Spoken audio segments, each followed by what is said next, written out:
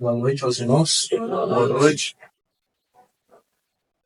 Como os irmãos sabem, estaremos hoje iniciando a exposição, da Epístola aos Colossenses, onde nós, pela graça de Deus, em qualquer oportunidade que estarei aqui ministrando a palavra do Senhor, estarei fazendo uma pregação expositiva, versículo por versículo dessa carta. E os irmãos conhecem bem que essa carta foi escrita pelo apóstolo Paulo. Estaremos hoje trazendo um contexto histórico dessa carta.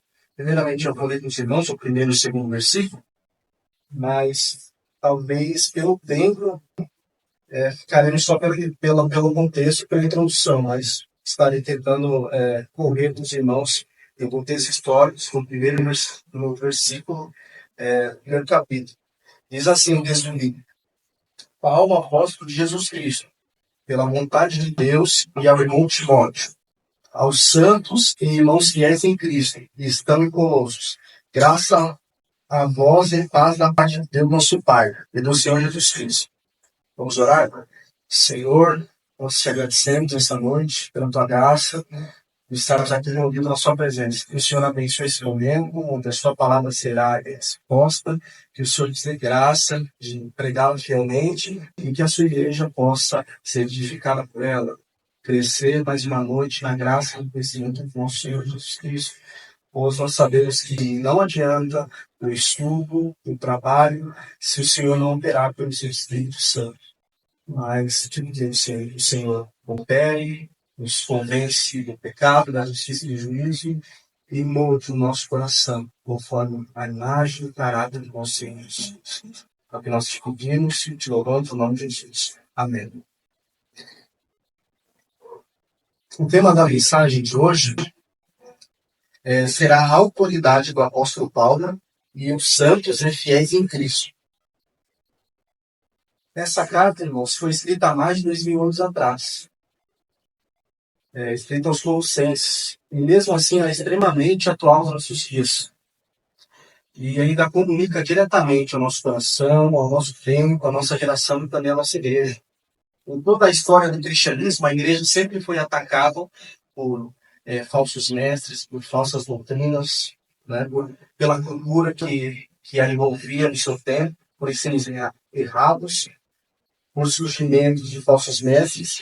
E o remédio para a igreja saudável sempre foi conhecer profundamente a supremacia de Cristo, a suficiência de Cristo sobre todas as coisas. Esse é o propósito do apóstolo Paulo na carta aos Colossenses. Eu vou trazer o contexto histórico antes de iniciar o primeiro e o segundo versículo, pois, como eu disse aos irmãos, como tem essa diferença, essa distância de 2000 anos atrás, a carta foi escrita originalmente a um outro povo, aos judeus e gentios daquela época. E com estudo do contexto histórico, pois a interpretação bíblica ela é histórico-gramatical, atrás da interpretação da literatura escrita, revelada, e também do histórico, pois nos trará um pano de fundo daquilo que estava acontecendo, e isso removerá essa distância, para que a carta possa estar cada vez mais compreensível aos nossos olhos. Então, a cidade de Colossos, ela foi localizada na região da Frígia, na província romana da Ásia, em que hoje é parte da Turquia. A cidade de Colossos também era próxima à cidade de Laodiceia, de Herápolis. Havia uma tríade de cidades que se localizavam no vale do rio Nilo, e ela era situada nos cruzamentos de rotas comerciais que davam caminho para Éfeso e Pérgamo, que eram cidades ali grandes e ricas. E nesse tempo, a cidade tem atraído grandemente povos distintos, de judeus e gentios. Então houve uma população mista naquele tempo, na igreja, na cidade de Colossos. E ela se manteve uma cidade grande e poderosa. Porém, por causa do alto investimento nas cidades vizinhas, houve um desvio nas cidades principais que removeu o acesso à cidade de Colossos. das rotas comerciais, a tornando posteriormente uma cidade pequena e pobre, que ao tempo que a carta aos Colossenses é escrita, a cidade já não tinha qualquer relevância na sociedade. Isso nos demonstra, já pelo esse contexto, que Deus ele não faz acepção, né? Que Deus, ele, onde o seu povo estiver, os eleitos estiver, cidades grandes, pequenas, igrejas pequenas e grandes, Deus ele está lá sempre trazendo a palavra para exortar e edificar a sua igreja pequena, né? Por exemplo, a nossa igreja é pequena em comparação com megas igrejas, mas o Senhor, pela sua graça, ele nos traz a sua palavra, ele nos edifica fielmente com a sua poderosa palavra. Isso mostra o zelo de Deus para conosco, né? E voltando aqui para o contexto histórico, esses povos místicos judeus que povoaram a cidade no seu tempo trouxeram também consigo suas crenças. Houve uma espécie de ecumenismo, né, entre as religiões, uma mistura no sincretismo religioso, que até mesmo os teólogos eles enfrentam dificuldades para apontar como que essa teologia ela se encontrava no seu tempo, né? Pois ela misturava aspectos do helenismo, do judaísmo, juntamente com o cristianismo. E esse tipo de pensamento filosófico, de cosmovisão, tem permeado o conhecimento. Os povos na cidade estavam também adentrando a igreja de Colossos, pois a igreja estava emergida sobre esse tipo de cultura, que ameaçava fortemente a pureza do evangelho, a ortodoxia do cristianismo nos seus dias. E o apóstolo Paulo não foi um fundador dessa igreja, mas sim Epáfras. Paulo evidencia isso no capítulo 1, versículo 7. A igreja de Colossos nunca havia visto também o rosto do apóstolo Paulo. Isso é relatado no capítulo 2, versículo 1. Epáfras era um cooperador do apóstolo Paulo que provavelmente ele tem se convertido na cidade de Éfeso, onde Paulo, durante a sua terceira viagem missionária, ele esteve uma estadia durante 3 anos nessa cidade. E por 2 anos consecutivos, ele esteve ensinando na escola de Tirano, onde em Atos, capítulo 19, versículo 10, vai dizer que povos e gentios e judeus de toda a Ásia haviam ouvido o evangelho, a palavra de Deus, né? Então, sendo discipulado por Paulo em Éfeso, provavelmente ele teria retornado desse tempo para a sua cidade natal, que é Colossos, e teria fundado a igreja de Colossenses, por volta do ano 53 a 56 depois de Cristo.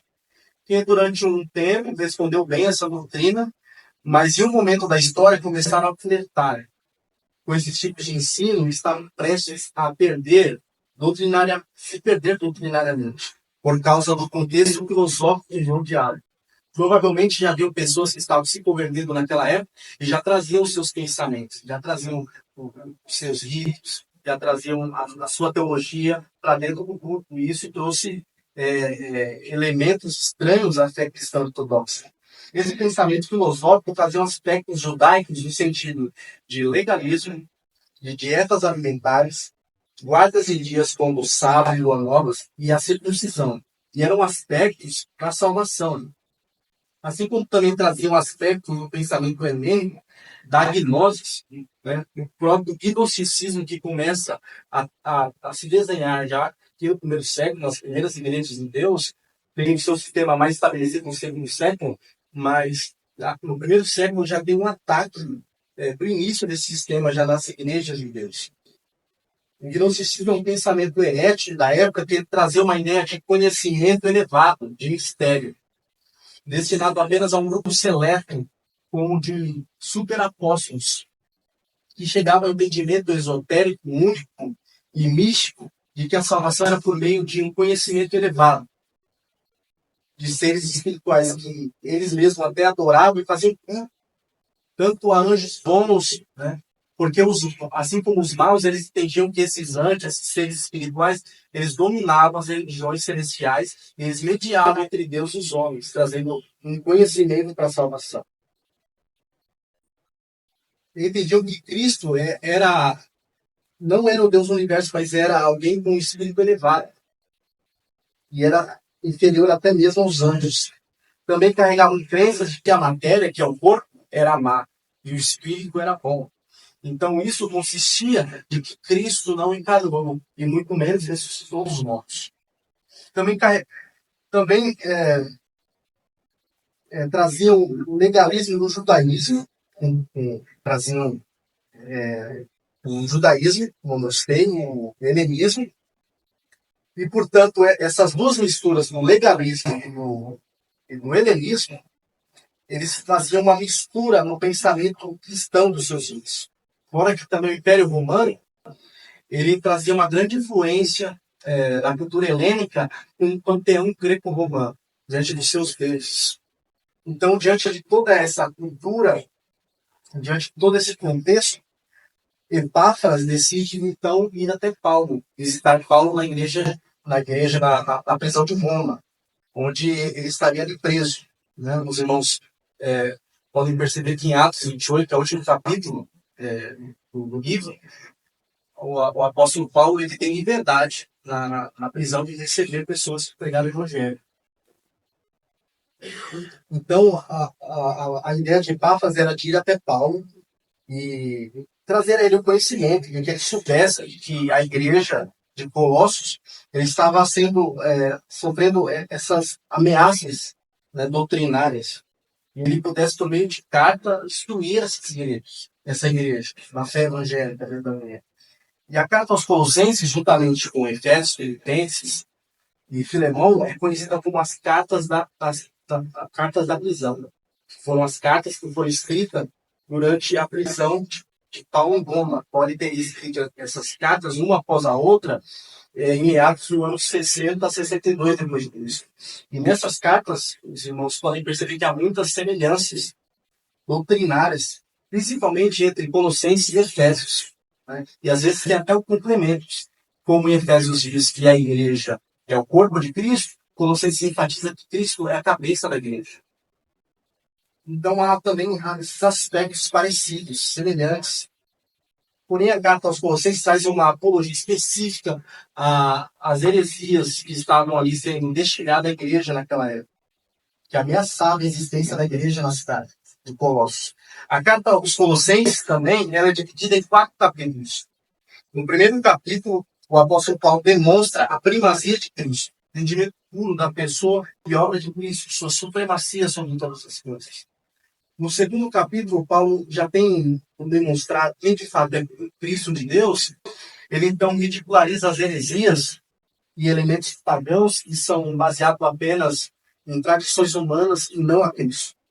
No terceiro capítulo, após ter exposto a boa teologia sobre a suficiência de Cristo sobre todas as coisas, Paulo demonstra como isso deve ser aplicado na igreja cristã, lançando a luz do evangelho na vida da comunidade da fé, do culto cristão, do trabalho, da sociedade e dos relacionamentos familiares.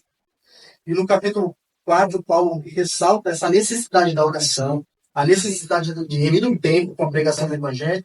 Então ele encerra com saudações e despedida da igreja. E diante de todo esse contexto, né, eu trouxe para os irmãos, nós podemos perceber que ele está totalmente conectado aos nossos dias. Não precisa de muito esforço. Né? Em nosso país, até em nossa cidade, em nossa igreja, pode nos trazer muita edificação. Né? Essa carta, essa epístola, entendendo muito esse contexto histórico. Pois assim como a cidade de Colossos foi ocupada por pessoas de diferentes crenças, né? Que deu origem ao ecumenismo, o sincretismo religioso, assim aconteceu também aqui no Brasil. Né? No século XVI, quando o Brasil ele é colonizado pelos portugueses, há imigrações, há imigrantes, tanto os indígenas quanto dos afrodescendentes. E eles trazem consigo crenças, ritos e cerimoniais com eles, dos seus deuses. Porém, pela dominância dos portugueses, a religião aceita era somente a cristã, que se derivava do catolicismo romano. Porém, esses outros povos, conforme as suas devidas conversões, entre aspas, eles foram indo para a igreja e trazendo suas superstições, seus costumes, seus ritos. E de maneira sorrateira, isso trouxe um ecumenismo, isso trouxe um sincretismo religioso, uma mistura, não é? Das religiões, a qual mesmo, após as igrejas protestantes chegarem aqui, depois da independência do país, isso não tem resolvido a situação da igreja. E ainda muito mais isso no século XX, quando o pentecostalismo chega, então ele traz a centralidade de um culto misterioso,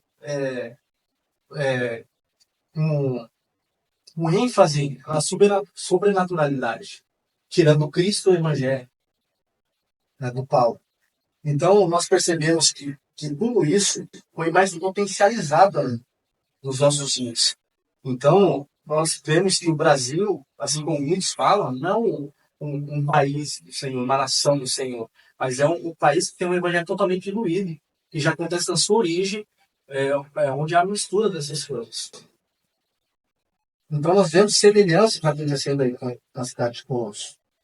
Eu convido até os irmãos a passarem aqui pela nossa cidade, pela região do Sucesso, e perguntarem a crentes, a evangélicos, igrejas, se eles conhecem o Evangelho, se eles podem explicar o Evangelho. Os irmãos ouvirão tudo, menos o Evangelho, ouvirão sobre superstições, ouvirão sobre misticismo, ouvirão sobre testemunhos, sobre experiência, mas não ouvirão sobre o Evangelho de Cristo Jesus, a qual é a boa notícia de que Deus salva pecadores pela graça mediante a fé em Jesus. Não é? Então, graças a Deus, Deus tem os seus eleitos em todas as nações, inclusive no Brasil. Porém, mesmo crentes e salvos, muitas das vezes, eles trazem nas igrejas também crenças, vídeos, eles trazem impressões que são estranhas à fé cristã bíblica. E é por isso que é necessário, quando os irmãos se convertem, os irmãos são introduzidos numa igreja bíblica, os irmãos passam realmente pelo discipulado. Pois o discipulado, por mais que demore de 1 ano, 2 anos, será um tempo muito proveitoso para que o evangelho, sendo cada vez mais repetido, possa então se desintoxicar da má teologia, das más crenças que nós carregamos conosco. E sabendo verdadeiramente o Evangelho, então nós somos introduzidos na membresia da igreja com entendimento, para oferecer a Deus um culto racional, um culto que louve a Deus, que adore a Deus. E a carta do apóstolo Paulo aos Colossenses, ela foi escrita aos primeiros leitores originais para os livrar dos perigos doutrinários, de abraçar o tipo de pensamento religioso, místico e sincrético da sua época. E essa carta continua os nossos dias de maneira tão atual e poderosa para nos livrar dos perigos das doutrinas heréticas que permeiam o nosso evangelho. E podemos aprender diante desse contexto histórico que essas ideias, que muitas das vezes as pessoas dizem que teologia, que doutrinas não importam, que importa é amar, que importa... Irmãos, doutrinas importam. Doutrina importa, importa muito. E a boa teologia, ela não esfria o crente, mas ela apaga somente o fogo estranho. Pois a má doutrina, além de diminuir a pessoa de Cristo e perverter a mensagem do Evangelho, e a mensagem, inclusive, que salva, ela também destrói vidas e famílias inteiras. Pois ela moldará o nosso modo de viver, de enxergar as coisas, de entender tudo ao nosso redor, de como criaremos nossos filhos, de como viveremos a nossa vida conjugal, de como trataremos as nossas finanças, de como viveremos o nosso trabalho, de como nos relacionaremos com os nossos familiares. Então, doutrina envolve tudo.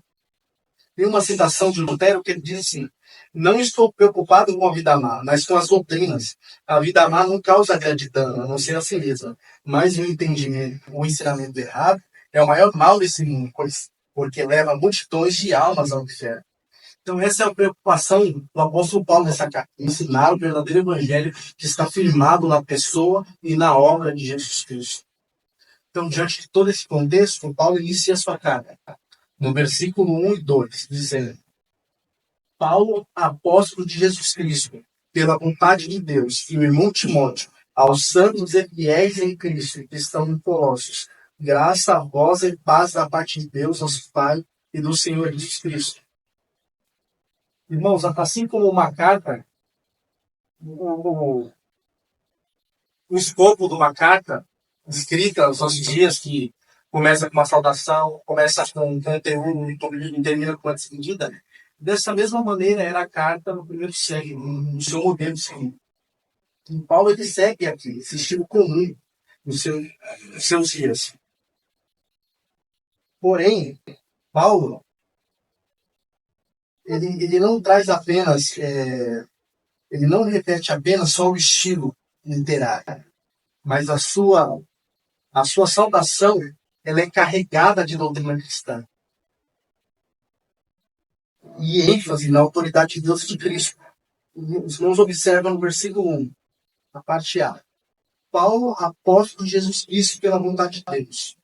É muito comum Paulo iniciar as suas cartas trazendo ênfase em seu ministério apostólico, que é confirmado por Deus, trazendo aos seus leitores que a sua carta que ele está escrevendo não é uma carta comum, mas é uma carta que está cheia da autoridade de Deus, que é a autoridade apostólica.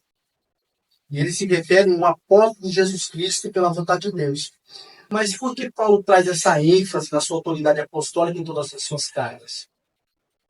Os irmãos podem perceber, na maioria das cartas das epístolas de Paulo, ele traz essa ênfase. Paulo, apóstolo de Jesus pela vontade de Deus. Porque havia em muitas igrejas na época grupos que se infiltravam ali, judaizantes, grupos sectários, que desqualificavam o ministério do apóstolo Paulo. Como ele não conviveu com os 12 apóstolos junto com Jesus no ministério terreno de Jesus, então ele não acompanhou o ministério de Jesus na sua época, quando Jesus ainda estava vivo. Então ele seria um falso apóstolo. Ainda mais que Paulo ele era um dispenseiro da nova aliança, que a princípio a igreja teve grande dificuldade de entender, pois o judeu, mesmo convertido pelo século, sem tanto entendimento, ele entendia que Cristo era a consumação do judaísmo, que ele era apenas o Salvador, o judaísmo ficaria como ele estava, com as suas leis, né, cerimoniais, da mesma forma, somente que com o Salvador. Então o apóstolo Paulo trazia o entendimento que Cristo é o cumprimento de todas as coisas, que tudo na lei eram sombras da qual Cristo é a verdadeira realidade. Ele trazia a salvação ser extensa, tanto a judeus quanto a gentios. E isso, o judeu do primeiro século era um verdadeiro escândalo. Então, esses grupos infiltrados nas igrejas queriam descredibilizá-lo como um verdadeiro apóstolo. E por isso vemos em praticamente todas as cartas paulinas essa ênfase forte, confirmando o seu apostolado por Cristo por Deus. E qual que era a credencial de um verdadeiro apóstolo no Novo Testamento? O livro de Atos dos Apóstolos, capítulo 1, versículo 20 a 26, quando Jesus aparece diante dos apóstolos, depois de ficar 40 dias ensinando a eles tudo, né? Após a sua partida, os apóstolos se reúnem, eles entendem que deve haver um novo substituto a Judas. Então, eles decidem critérios importantes, a qual o substituto deveria ter sido uma testemunha ocular da morte e da ressurreição de Cristo e deveria ser comissionado, chamado e enviado pelo próprio Cristo ressurreto. Paulo não foi chamado para o ministério apostólico junto com os 12. Por isso, ele vai dizer, 1 Coríntios 15, 8, ele narrando sobre após a ressurreição de Cristo, o aparecimento dele a 500 irmãos e os apóstolos, ele diz que, por último, Cristo apareceu a ele. Ele se coloca como exceção, dizendo que ele é um nascido fora de tempo, né? Mostrando que é uma exceção no caso dele. E nós vemos em Atos 9, no caminho de Damasco, quando Paulo está perseguindo a igreja de Deus, o próprio Cristo se encontra com ele. E ali ele vê Cristo ressurreto em seus olhos, a qual ali ele é convertido, ele é chamado pelo próprio Cristo para ser um apóstolo de gentios, a sofrer pelo nome de Cristo, pelo Evangelho. Então nós vemos que o apóstolo Paulo ele carrega esses critérios sobre a testemunha ocular de Cristo, porque ele viu Cristo ressurreto diante dele, funcionando, né, como um apóstolo de gentios. E ele é uma testemunha ocular, pois ele estava vendo então, este evento. E diante disso, nós podemos entender claramente, fazendo uma aplicação para os nossos dias, que não há mais hoje apóstolos.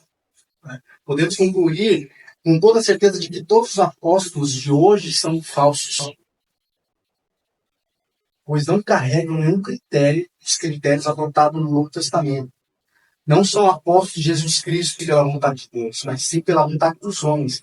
E é importante nós, como igreja, entendemos isso, pois dessa forma o Senhor nos livrará dos falsos mestres e dos falsos apóstolos de hoje e as suas doutrinas. Porém, o apóstolo Paulo é um apóstolo verdadeiro que faz isso seu ministério, né? Para trazer o entendimento à igreja, que a sua carta escrita deve ser entendida como palavra inspirada por Deus. Então, Paulo se identifica como apóstolo de Cristo pela vontade de Deus. E em seguida, ele dizia o irmão Timóteo. Ao citar Timóteo, Paulo não está se referindo a ele como um outro apóstolo igual a ele. Pois Timóteo era um companheiro de Paulo, a qual Paulo conheceu na sua segunda viagem missionária, na região de Derbe e Listra, que se localizava na Ásia Menor. Timóteo era um jovem crente e bom testemunho, a qual o apóstolo Paulo teve por bem de levá-lo para ser o seu cooperador de ministério, onde ele foi muito útil na obra de Deus. Ele se tornou líder da igreja, se destacando como pilar na igreja primitiva, que Paulo chegou até a escrever 2 cartas pastorais a ele, para mostrar para ele a sua responsabilidade diante das igrejas de Deus. A responsabilidade que a ele foi delegada. Paulo tinha uma intimidade com Timóteo como se fosse um pai. Ele dizia que ele era um filho na fé. Os teólogos entendem que Timóteo era uma espécie de delegado apostólico, pois ele era um dos representantes do apóstolo Paulo nas igrejas de Deus. E sobre ele era delegado responsabilidade dos apóstolos. E essa citação de Paulo a Timóteo sugere que Timóteo esteja auxiliando ele em sua carta, seja ali o seu secretário também. Porém, ela carrega a autoridade do apóstolo Paulo, pois no último versículo da carta aos Colossenses, no capítulo 4, versículo 18, ele confirma a sua saudação, sendo a saudação escrita pela sua própria mão. A igreja de Deus, nessa época, no primeiro século, estava recebendo muitas epístolas falsas, que isso até descreve em 2 Tessalonicenses. O apóstolo Paulo fala sobre isso.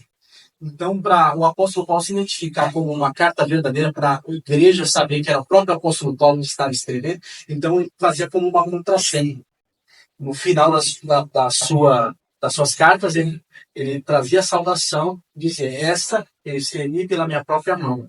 E isso acontece. Nós vemos isso nessa epístola dos Colossenses, no capítulo 4, versículo 18.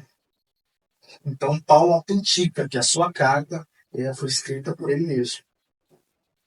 No versículo 2, o apóstolo Paulo continua dizendo, aos santos e irmãos fiéis em Cristo, que estão em Colossos. Paulo deixa bem claro que ele está se dirigindo a sua carta aos santos, pois os crentes, aqueles que creem em Jesus Cristo, aqueles que receberam a Cristo como Senhor e Salvador, que foram redimidos pelo sangue de Cristo, eles agora foram santificados por Cristo. Eles são santos. A palavra no grego para santos significa agios, que traz a ideia de separado, consagrado, purificado para Deus. Essa citação de Paulo deixa claro que os cristãos são conhecidos pela sua santidade. Santos, aqui nesse versículo, também está atrelado a irmãos fiéis em Cristo. Por isso Paulo diz, aos santos e irmãos fiéis em Cristo. Paulo não está fazendo uma distinção entre aos santos e outro grupo aos fiéis. Mas ele está falando dos santos que são fiéis em Cristo. Eles estão na igreja de Deus. São aqueles irmãos que são fiéis em Cristo. Pois esse é o significado de ser santo. É ser fiel estando em Cristo. Pois em Cristo que nós somos purificados de todo pecado. É interessante também que na teologia paulina nós vemos sempre essa expressão, em Cristo, que sempre trata sistematicamente a respeito de doutrinas específicas da fé cristã. Alguns exemplos nós vemos: eleitos e predestinados em Cristo, chamados em Cristo, perdoados em Cristo, salvos e justificados em Cristo, reconciliados em Cristo, santificados em Cristo, libertados em Cristo. Nós podemos alinhar aqui muitas outras questões a qual Paulo traz essa ênfase dos cristãos em Cristo. Em inúmeras questões outras teológicas que nós vemos no Novo Testamento, principalmente nas cartas de Paulo Estevão. E esta é a causa, na verdade, de todos os benefícios da graça divina, da graça salvadora, é estar em Cristo. Nesse caso do versículo, o que implica na santificação desses irmãos na igreja de Colossos é estar em Cristo. E eu faço uma pergunta aos irmãos: você está em Cristo? Você arrependeu-se dos seus pecados, creu no Salvador, no Senhor, lançando sobre ele toda a sua esperança de redenção? Se sim, você deve ser santo e fiel. Esses são os traços que devem compor o seu viver. Se esses não são os traços que compõem o seu viver, talvez você ainda não esteja em Cristo. Ser fiel também é ter uma fé obediente, uma fé que persevera. Mas especificamente nesse versículo, os fiéis em Cristo são aqueles que guardam a palavra da verdade, aqueles que guardam a sã doutrina, aqueles que estão firmados no verdadeiro evangelho, que estão na igreja de Colossos. E estarem em fidelidade com os santos mandamentos de Deus. Pois esses crentes, eles eram santos e fiéis, mesmo dentro de uma cultura pagã. O versículo 2 diz que esses irmãos que são santos e fiéis em Cristo, eles são de Colossos. E aqui, quando nós lemos esse versículo 2 por inteiro, nós percebemos que Paulo ele traz 4 marcas da igreja de Deus, a qual define a igreja de Deus, a qual é composta por santos, aqueles que são separados para Deus, para realizações e instrumentalização da sua obra aqui nessa terra, a qual Pedro até fala na sua carta, que nos chamou das trevas para a sua maravilhosa luz, e que são irmãos, a qual demonstra a fraternidade, a família, a qual é integrada na família de Deus. Aquele que é salvo, que é santo, agora ele faz parte da família de Deus. E a igreja é uma grande fraternidade, que está unida ao corpo de Cristo. Crentes e fiéis em Cristo. Esses crentes são fiéis em Cristo, que estão firmados na verdade em Cristo Jesus. E por último, eles estão reunidos como uma igreja local para adorar a Deus, que no caso aqui é Colossos. É verdade que a igreja não é uma estrutura. A igreja não são paredes. A igreja não é esse salão. A igreja é o povo salvo, redimido, reunido em Cristo Jesus. Porém, o povo salvo, redimido, reunido em Cristo Jesus, não é um povo desigrejado. Não é um povo que não se reúne. Jesus mesmo disse à mulher samaritana: chegaria o tempo que não seria mais Jerusalém e nem mais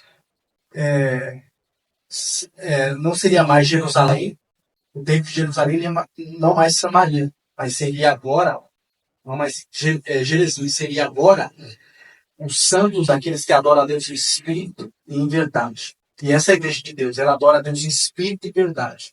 Nós adorávamos a Deus no Vila Carmelo, na casa da irmanita, nós começamos a adorar a Deus no salão, nós estamos adorando a Deus aqui.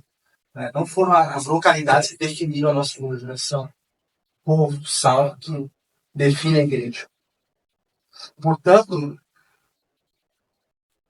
não existe cristão que não é santo, que não faz parte da família de Deus, que não está firmado na doutrina de Cristo, sendo fiel a Cristo, e nem que seja desigrejado, que não esteja ligado em uma igreja local, onde se reúne com o povo. Pois tudo isso faz parte, tudo isso são marcas da igreja de Deus que o apóstolo Paulo aqui define. Porém, a afirmação de Paulo sobre a localização dos crentes em Colossos também tem como referência o bom testemunho que esses irmãos estão tendo na cidade de Colossos. Pois esses irmãos estavam testemunhando a santidade, a fidelidade de Deus nessa região. Pois antes de serem da região de Colossos, eles são de Cristo.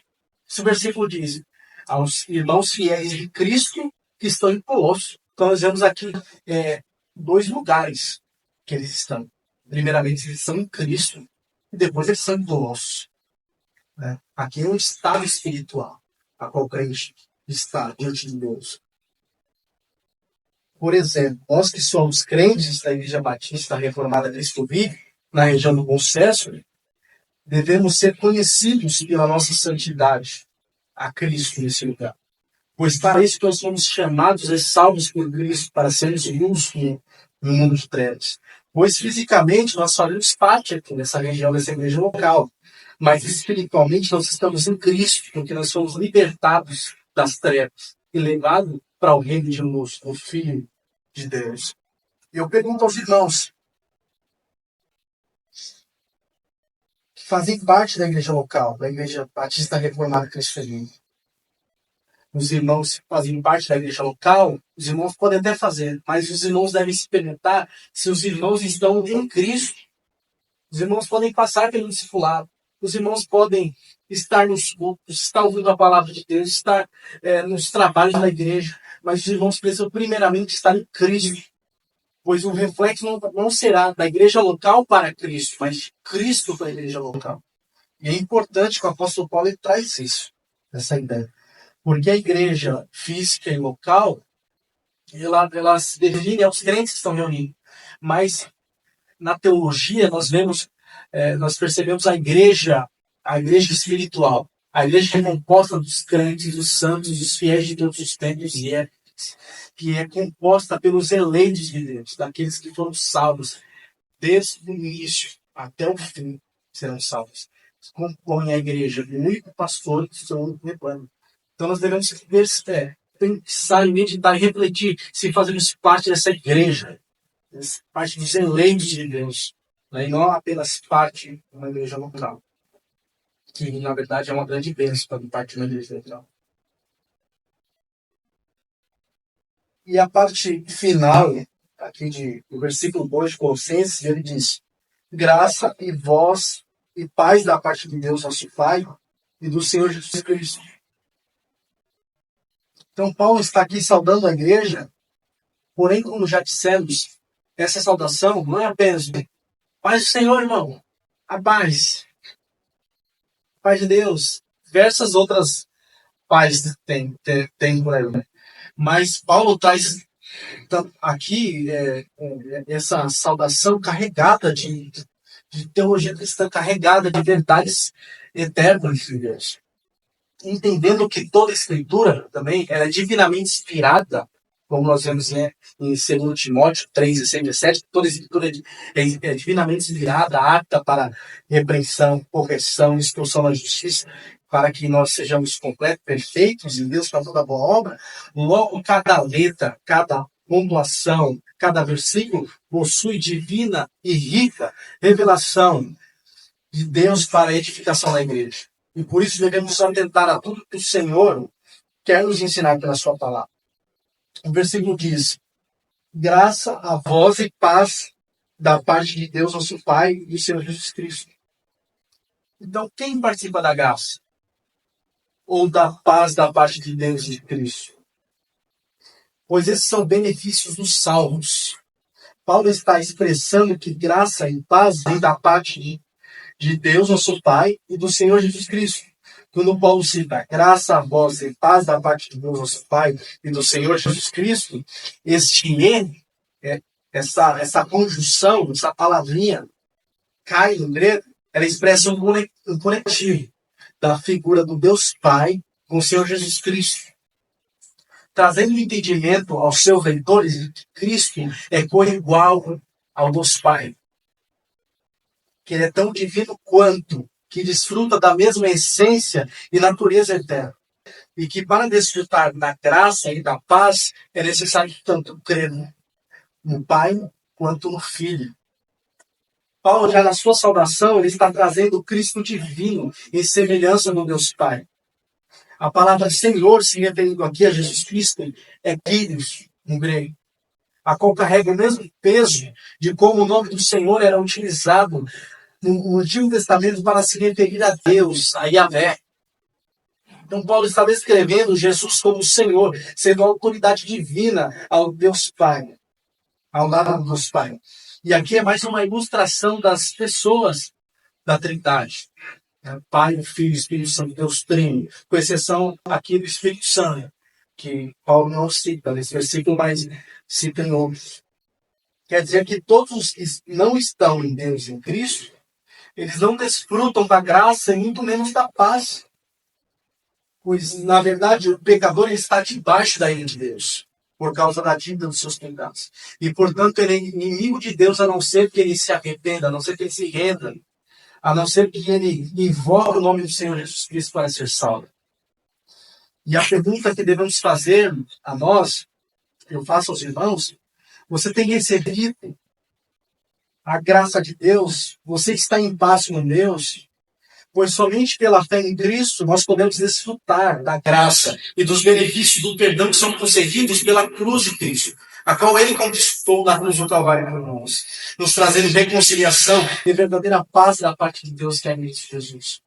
Portanto, quando o apóstolo Paulo diz aos santos irmãos e fiéis em Cristo, ele está direcionando que esses irmãos, a sua fé está lançada na pessoa de Cristo, que são os irmãos que compõem a igreja de Cristo.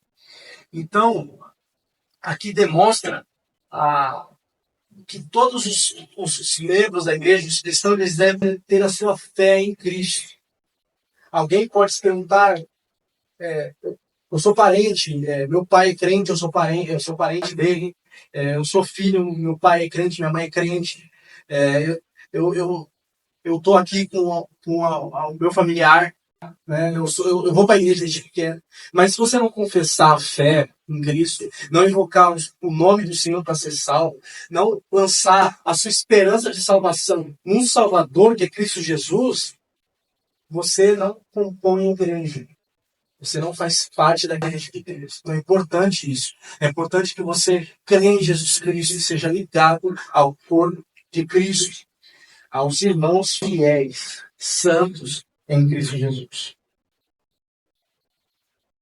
E aqui trazendo, indo para a conclusão final, o apóstolo Paulo inicia sua carta trazendo suas credenciais apostólicas, demonstrando o peso de suas palavras, carregadas de inspiração divina, a qual a igreja deveria obedecer e acatar, trazendo logo na saudação inicial a descrição da santidade e da fidelidade em Cristo dos crentes das igrejas de Deus. E graça e paz de Deus e de Cristo a todos, enaltecendo a divindade de Cristo junto ao Pai, trazendo aqui já um resumo do Evangelho. Então, Paulo, já na sua saudação, ele está trazendo aqui verdades eternas, ele está trazendo aqui a divindade de Cristo, ele está trazendo aqui que Cristo é igual ao Deus Pai, ele está trazendo aqui já uma correção, um entendimento verdadeiro do Evangelho, já no início da sua carta. Pois ao decorrer da carta, Paulo tratará assuntos perplexos de natureza doutrinária, a qual envolverá o ensinamento claro da primazia e supremacia de Cristo sobre todas as coisas, quer tronos, quer poderes, quer potestades, pois por ele, para ele são todas as coisas. Pois a boa cristologia bíblica, ela lança a luz sobre toda a verdade do Evangelho, a qual Paulo desenvolverá posteriormente nesta carta.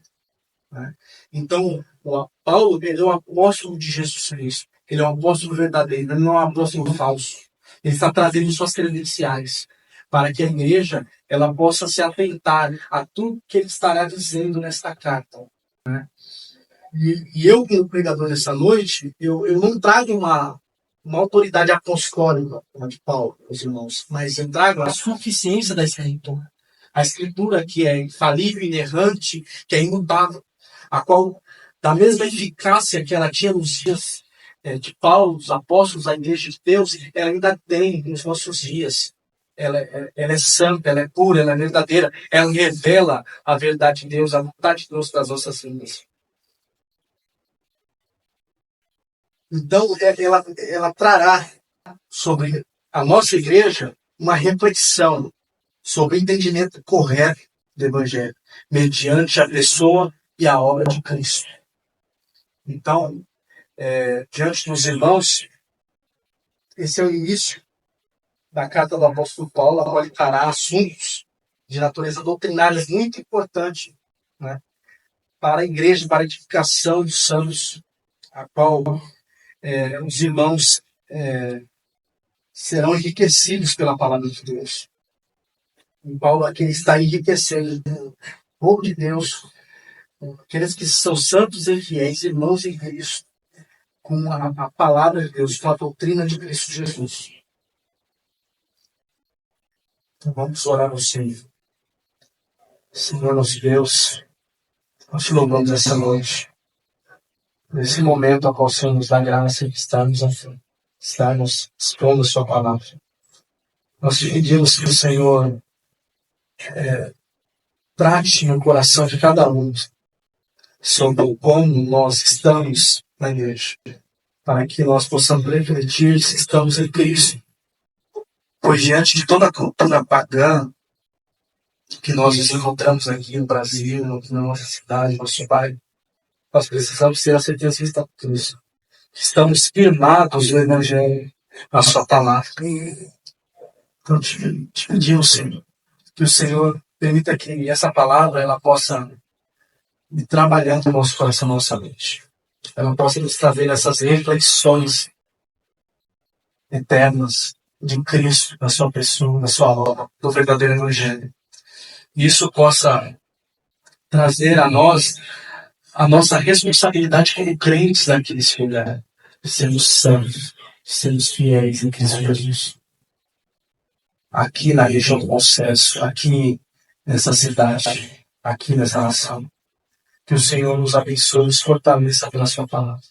Que a suficiência da Escritura seja suficientemente para nos edificar completamente, pois ela é.